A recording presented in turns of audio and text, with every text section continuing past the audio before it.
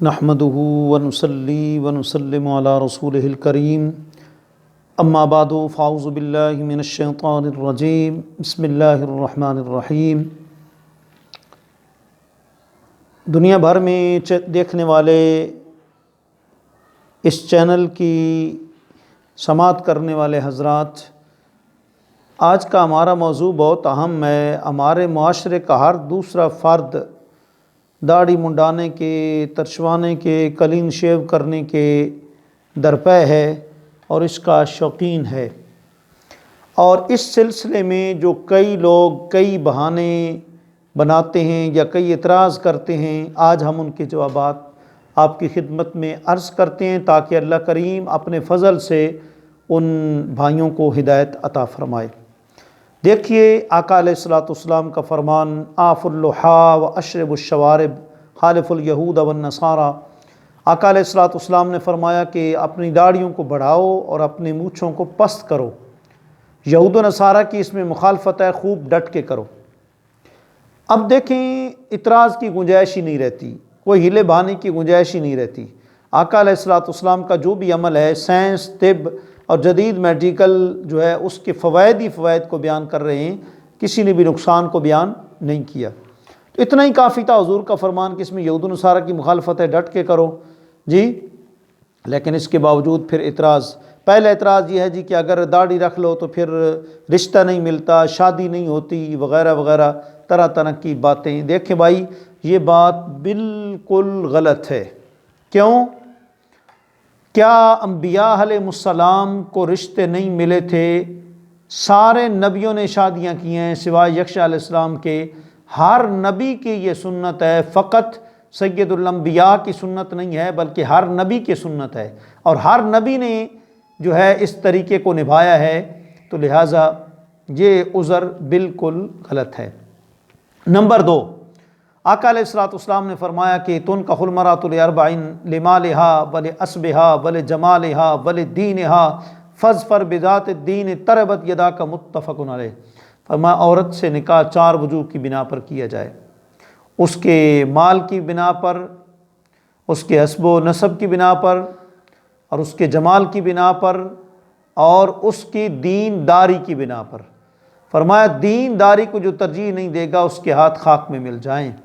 اور ایک روایت میں فرمایا کہ دنیا کلھا متاع وخیر متاع الدنیا المرأۃ الصالحہ، دنیا ساری کی ساری نفع اٹھانے کا سامان ہے، اور سب سے بہترین نفع اٹھانے کا سامان نیک عورت ہے۔ تو اس سے بھی ثابت ہوا کہ نکاح میں جو ہے نیک عورت لائے تاکہ یہ اعتراض ہی نہ اٹھے، جو باشرہ بھی ہو اور تعلیم یافتہ بھی ہو۔ نمبر 3، نکاح کے اندر فقط مطلوبہ ہونا کافی نہیں، طالبہ بھی ہونی چاہیے۔ یہی نہیں کہ میرا مقصود فلاں عورت سے نکاح کرنا ہے، یہ بھی ہونا چاہیے کہ وہ عورت بھی آگے سے چاہت کرتی ہے کہ نہیں۔ اگر وہ عورت چاہت کرے گی تو پھر کبھی بھی قطعی طور پر سنت رسول کو ہی ترجیح دے گی اور کلین شیو داڑھی منڈانے کو ترجیح نہیں دے گی جی۔ اور سب سے بڑی بات یہ ہے کہ خامند اور بیوی کی آپس میں محبت ہے، یا ان سے بڑھ کر اللہ رسول کی محبت ہے؟ سرکار تو فرماتے ہیں من احیا سنتی فقد احبنی ومن احبنی فقد احبنی اللہ۔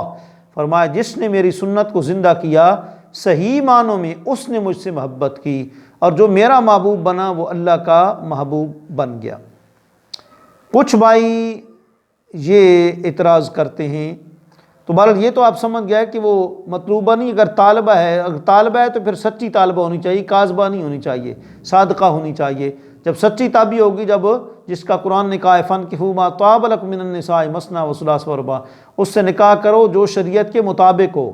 کچھ لوگ اس کا ترجمہ کرتے ہیں کہ جو تمہاری پسند ہو وہ کرو، نہیں، جو شریعت کے مطابق ہو، شریعت کی پسند ہو، اس سے تم جو ہے وہ نکاح کرو۔ لہٰذا ان کا یہ بہانہ جو ہے وہ بالکل جو ہے وہ جھوٹا ہے۔ نمبر 2، لو جی سنت رسول رکھو بھائی، کیوں نہیں رکھتے؟ نہیں جی ہم تو اس کے اہل ہی نہیں ہیں جی، یہ ہے وہ ہے، جب اہل ہوں گے تو پھر رکھ لیں گے۔ دیکھیں غور کریں، یہ بھی جو ہے نا ایک تلبیس ابلیس ہے، شیطانی دھوکہ ہے۔ دیکھیں کہ آپ یہ کہہ رہے ہیں کہ جب ہم اہل ہوں گے تب رکھیں گے، یہ تو ایک کیا کہتے ہیں کہ فطرت اسلام میں سے چیز ہے۔ اس کو تو آپ کو فوراً جو ہے وہ رکھ لینی چاہیے، اس کا نیکیوں بدیوں سے کوئی تعلق نہیں، یہ تو ایک مومن کا حلیہ ہے، فوراً اس کو اپنا لینا چاہیے۔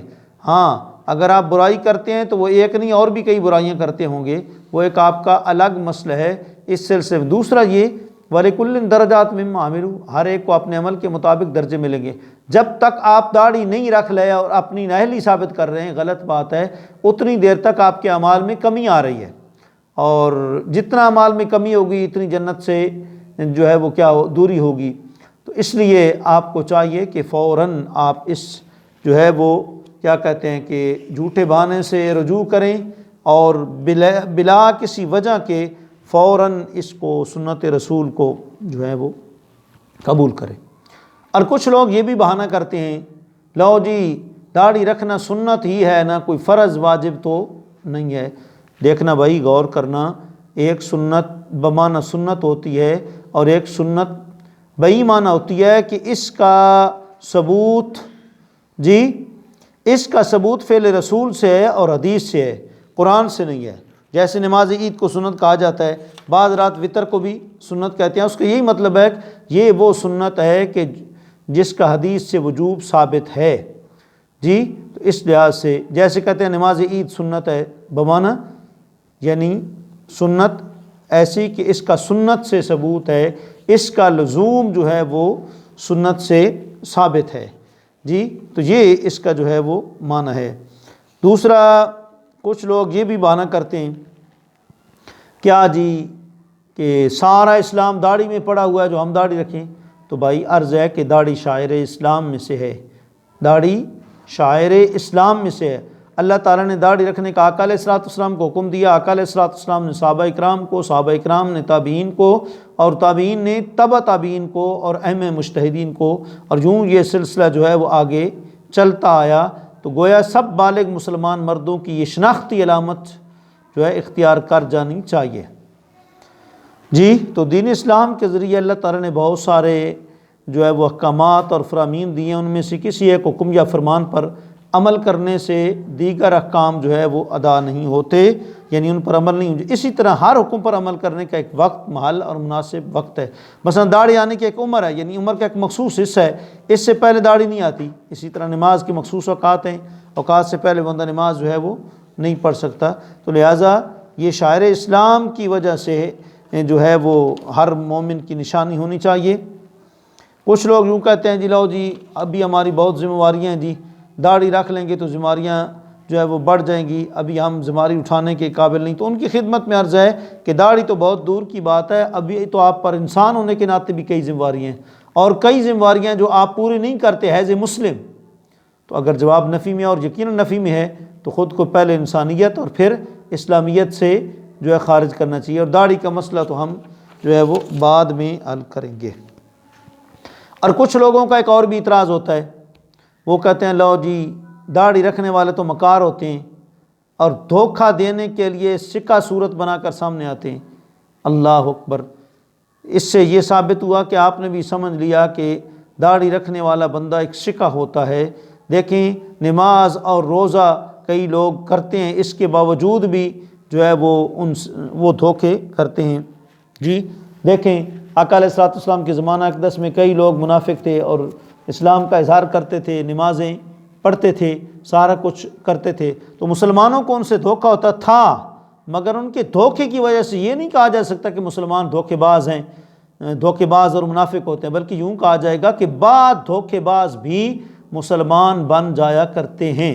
اسی طرح یوں نہ فرمائے کہ داڑھی والے مکار ہوتے ہیں، اس کا اثر اعوذ باللہ انبیاء کرام تک پہنچتا ہے۔ ہاں یوں فرمائیے کہ بعض دھوکے باز بھی داڑھی رکھا کرتے ہیں، بعض دھوکے باز بھی داڑھی جیسے دہشت گرد ہیں۔